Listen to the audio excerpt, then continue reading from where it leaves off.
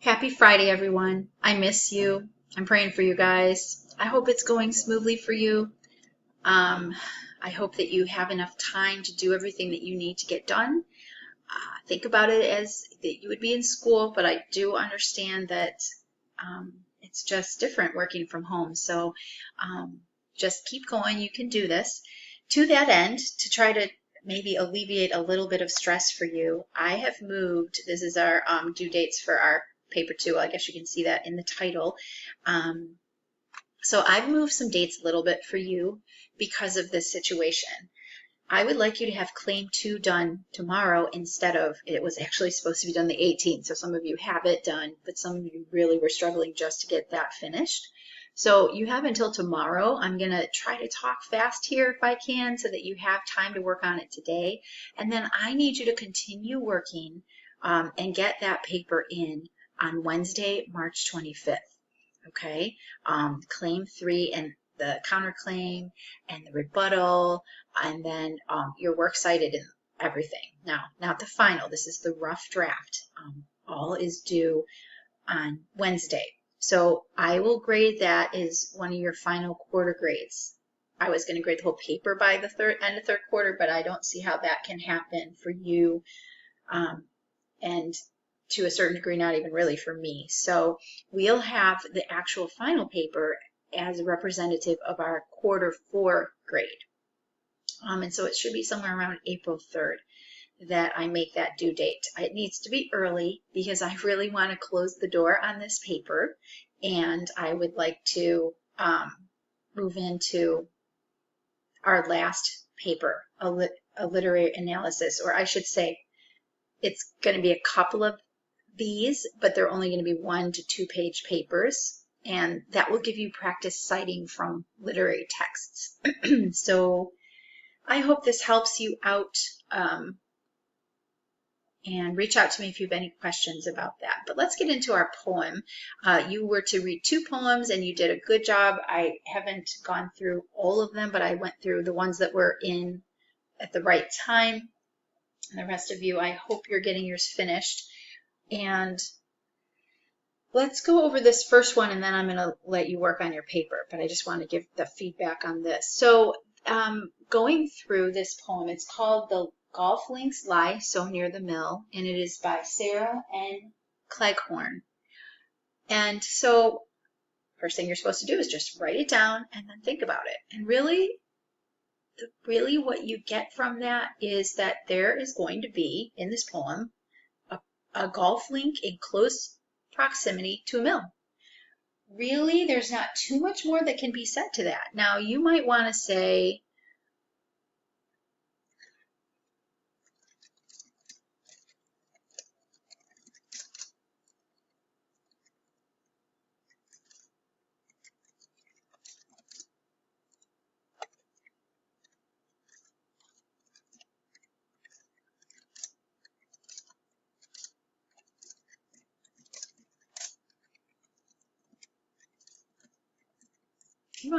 that, that's, wow, that's not a very beautiful place to have men practicing their golf. Boy, the air must have been thick with factory smoke. But until you read the poem, you don't know the sadness that's going to come. All you think of is, in my mind, and before I read that, it's just a factory. Okay, so some blue-collar families are earning money there. I'm thinking about men going to work there. Maybe some ladies, although this was in the this time period, that wouldn't have even been necessarily the case, but perhaps. But in any case, you just really don't know about the sadness to come yet. So you have to move on and read the poem. So here we paraphrase. And I just want to briefly say some of your paraphrases are too short. A paraphrase means you're almost writing word for word. Now, when we think about paraphrasing in our paper writing, we know the sentence structure and the language needs to be very different. Paraphrasing for other things, like when you're trying to study your Bible, or when you're trying to paraphrase a work like this, you're not worried about plagiarism right now. You're just worried about really understanding what each line says. So the length of the paraphrase needs to be very close to the length of the actual poem. Okay, so for this one, you know, obviously that's 3 to 4 lines. For your other one, some of you only had 3 to 4 lines, and it really needs to be quite a few more, the next poem. All right, so anyway, here's the paraphrase for this. The golf links are located close to the mill. As a result, almost every day children can look out while at work and watch the men play golf.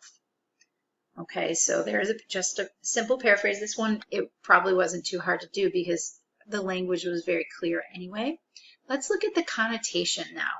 This is an excellent example of the irony of situation. You learned it as situational irony.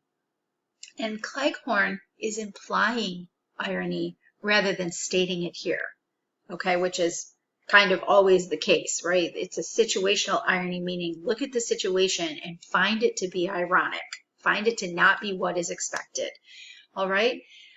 In doing so, especially the way that she doesn't add her own impression to her words. She doesn't add any kind of analysis of what she thinks of the situation. She just simply states the situation. And in doing so, she incriminates those mill owners of their wrong, because the readers, we can infer the inappropriateness of this situation. And therefore, those mill owners should be able to infer the inappropriateness of the situation as well. Their wrong action should be evident to them. And so that helps us to see how guilty they should be. Because why aren't they seeing they're wrong? Or are they seeing they're wrong and they don't care? They'd rather just get the money that they can have from the production at any cost.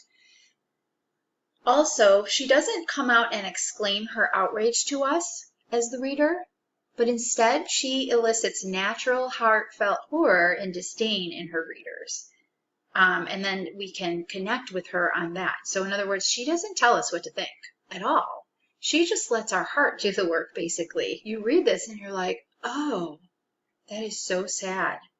That is so wrong. They shouldn't be looking out the window at men playing. And I wanted to kind of, in the back of my mind, I was thinking, there's also those men on the golf course and the golf links. And we have to think about the fact that they should have seen this as being wrong too. If they saw maybe those children got there far earlier in the morning and left far later, maybe they didn't know. But if they looked up in the window and saw children, or if they saw them walking into the building, they should be held responsible for that as well. So it kind of incriminates them possibly as well. And so again, she doesn't say, you should be sad about this. You should be outraged about this. She just lays the situation out there, and her reader comes to the conclusion on our own, okay?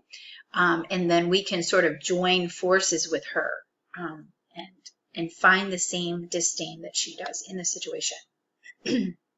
Okay, now some other language literary devices used. Alliteration and consonance is present. Links, lie, those are both starting with consonant L, and so that is alliteration. And then below, all of the words in that first line, golf, links, lie, mill, that have the L sound in it, indicate consonants there. And then also the rhyme day and play pull this whole thing together, this whole poem together. And I want to say they also make such a connection here, because it's saying every day, daily, these children are watching men at play, the opposite of what's supposed to be happening. Children are supposed to be play. In fact, I know of a song, it's like a lullaby, and it says, the work of the day is play. I'm missing some of the words, so I can't remember exactly how it is, but it's like children's work is play. They learn through their play. And so that, I think that rhyme also sort of makes an important connection there. The attitude of the poem is frank. It's it just elicits disdain from the reader, and there's a subtle sentiment from the speaker of that disdain. Again, it's just subtle. She is not happy about this either. It's very dismal in the end. But I honestly, more than dismal, that's kind of like the after effect of it. really the poem is very frank. It's just, she just states it as if this is reality. Here's what's happening here. There's this mill and there's these golf links, and every day the children can see the men playing on the golf links. That's kind of how this poem comes across. It's frank, but then sort of the aftertaste of it is, oh, and that's sad and that's wrong. You know what I mean? I hope you got that from it too, and I bet you did. Now, some of you said that really it's so straightforward and concise. There's really no shift in this poem, and I would agree with you that you could come to that conclusion about this one. Or if you wanted to think of it this way, the last two lines are vastly different from the first two lines. The first two lines, it could have gone in a more positive direction. There's a mill and there's a golf link, and maybe the male workers from the golf links bring lunch to the male workers at the mill. You know what I mean? Like, it could have gone in a very positive direction. It's only what's disclosed in the last part of it that turns the proximity of the locations and the reality of the situation dismal. Okay, so you could say that everything's going along fine. It's very matter of fact of two locations of two different entities, and then all of a sudden, oh, that's sad. Okay, so there is that shift in the second two parts, 2 lines, I mean. Okay, all right, so then when we revisit the title, it means so much more to us, doesn't it? Those golf links and that mill shed light on a dark, unfortunate practice in the history of our country. This is reality. This happened in our country, especially to children of immigrants. They were not given the same advantage of the law. So child labor laws did start going into effect in the late 1800s, kind of mid to late 1800s and into the early 1900s, and they didn't protect immigrant children during that time. Okay, so we could go on and on about this, but I want you to get onto your other work. So let me just keep rolling here with the fact that the theme of this is social justice, and a very worthy cause here. Children working outside the home is a wrongful act of justice. It's an injustice, I should put. Let's put is a wrongful injustice. Okay, and so that is the theme. Remember, a theme should be a whole entire sentence. So I just kind of got myself started here with, oh, this is definitely about social justice and just the wrong. And then you need to go ahead and take that next step and write a whole complete sentence of what the theme is.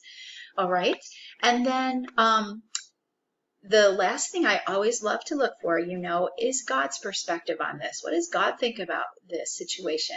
Oh, and I knew there was something kind of in the back of my mind. Let me say this. This poem is not saying children should never work. Okay, that's not true either, right? They don't need to be working outside the home in factories and in the hours. I was reading some articles about the hours of work that they did. They worked longer hours than laws have in place for individuals, adults today. So it was a mess. However, this isn't to say that children shouldn't have chores and shouldn't be hard at work at their school work, and just helping out in their family. And there are times in our country, like I was reading about the 1918 flu epidemic here in America, and actually, sometimes children had to kind of step up to the plate and help carry food to all their neighbors, and they didn't get to play as much. They were exhausted because their mothers were making food and they were carrying it to sick neighbors. And so, there's certain times, but we see that in normal situations, we know the place of children. And so God knows it too. Psalm 145:14 says, "The Lord upholds all who fall and lifts up all who are bowed down." He doesn't like oppression of people, children included. And then he uses very strong language in Luke 17:1-2 when he says, "Then he said to the disciples, 'It is impossible that no offense should come, but woe to him through whom they do come. It would be better for him if a millstone were hung around his neck and he were thrown into the sea, than that he should offend one of these little ones.'" And in that passage, he's mostly talking about preventing them from coming to him, to Jesus. That's of utmost important. Think of the bitterness too. I was reading